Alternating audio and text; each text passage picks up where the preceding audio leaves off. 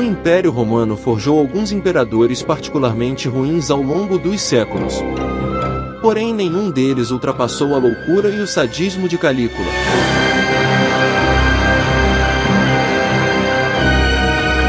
Nenhuma lista dos piores imperadores romanos estaria completa sem Calígula, que ficou conhecido por suas orgias obscenas, por ter feito sexo com suas irmãs e por ser um torturador sádico.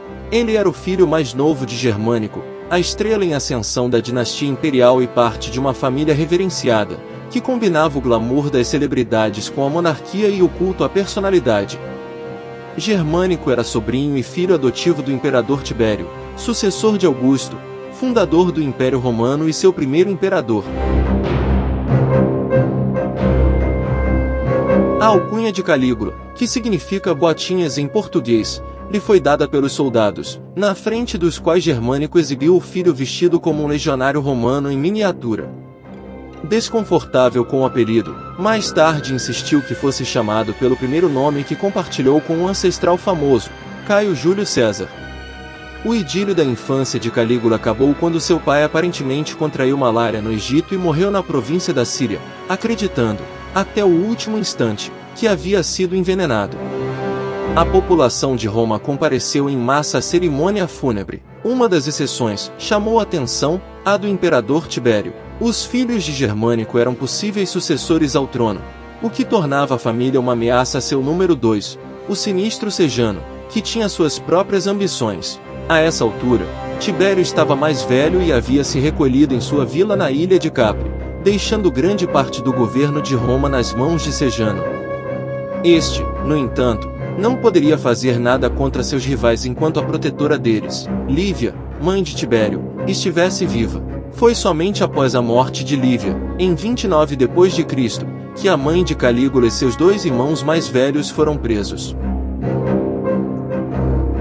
A mãe foi açoitada com tanta violência que perdeu um olho e logo depois morreu, ou foi morta, no exílio.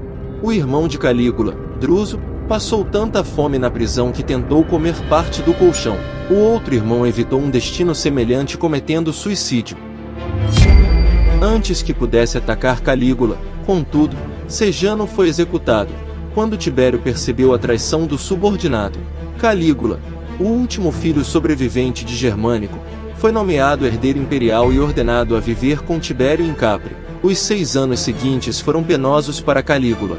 O biógrafo Suetônio nos conta que ele era vigiado dia e noite em busca de sinais de insatisfação ou indícios de deslealdade, deliberada ou involuntária. Não esqueçamos de que era uma época em que um senador podia ser condenado à morte por ir ao banheiro com um anel com o retrato do imperador. Medo da morte. Calígula ia para a cama todas as noites se perguntando se seria acordado ao amanhecer e levado às celas para sua execução sumária. Mesmo enquanto Tibério estava morrendo, o volátil imperador poderia, subitamente, ter nomeado um sucessor diferente. Isso significaria a morte certa para Calígula, já que nenhum outro imperador toleraria sua reivindicação ao império. Assim que ele faleceu, no ano 37 d.C., Calígula passou literalmente, da noite para o dia, da condição de quase refém a soberano oficial de Roma. Seu retorno à capital do Império foi recebido com grande entusiasmo. Logo depois, ele teve um colapso nervoso. Ele imediatamente descartou o exemplo de seus antecessores, que passavam, cuidadosamente, a impressão de que trabalhavam juntos com o Senado, mesmo ordenando a morte de alguns senadores. Ao tomar para si o controle do Império, Calígula não só esteve à frente de seu tempo, como declarou guerra ao Senado. Seu reinado não foi uma sequência de travessuras de um jovem louco, mas a história de uma luta política pela supremacia, contada pelos vencedores, para quem as leis de difamação não existiam e a verdade era opcional. O último governante de Roma que se colocou abertamente acima do Senado foi Júlio César, e isso lhe custou a vida. Apesar disso, Calígula fez o mesmo ao se declarar um deus, o que mais tarde acabaria se tornando mais comum. Na época pareceu uma blasfêmia e uma atitude bizarra. Calígula, O deus tinha o apoio do povo e do exército, mas era um neófito político com uma personalidade totalmente inadequada para lutar contra um senado de amadores implacáveis e experientes em batalhas políticas selvagens, muitas vezes fatais. Os senadores tinham conexões e um controle oculto sobre as alavancas do poder. Ambos os lados nesta luta usaram todos os meios à sua disposição, mas foi Calígula que levou a pior.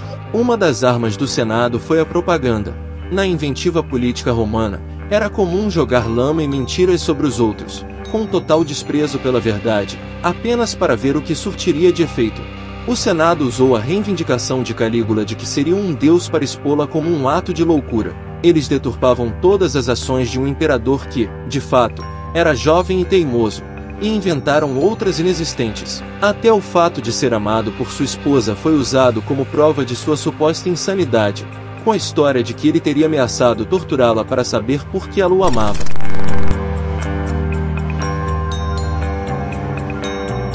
Ainda foi dito que ele era um bom pai, mas apenas porque sua filha, de apenas 1 ano, compartilhava de suas inclinações sádicas. Isso serviu, mais tarde, para justificar a crueldade dos assassinos que a mataram, batendo a cabeça da criança contra a parede.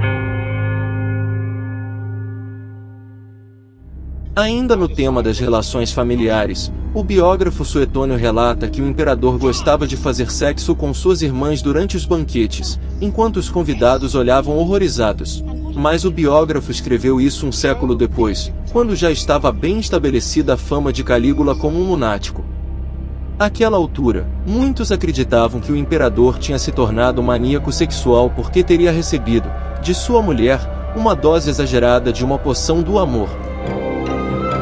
O assassinato de Calígula e sua família foi horrível.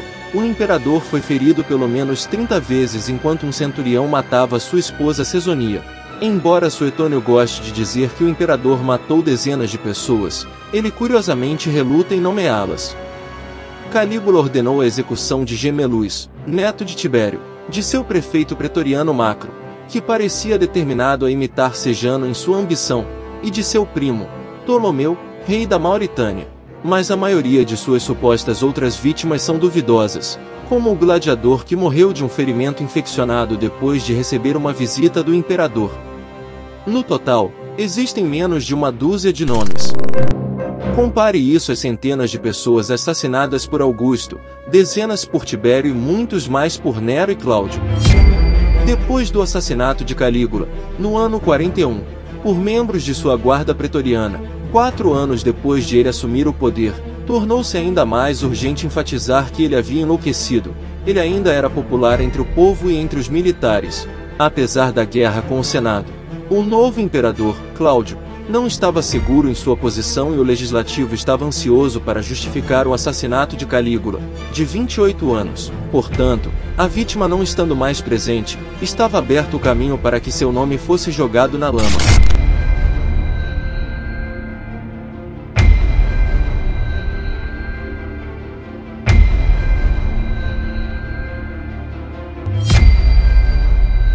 Gostou de conhecer mais sobre a história de Calígula? Para mais histórias como essa, se inscreva em nosso canal e fique por dentro de mais curiosidades da história do nosso mundo. Até a próxima!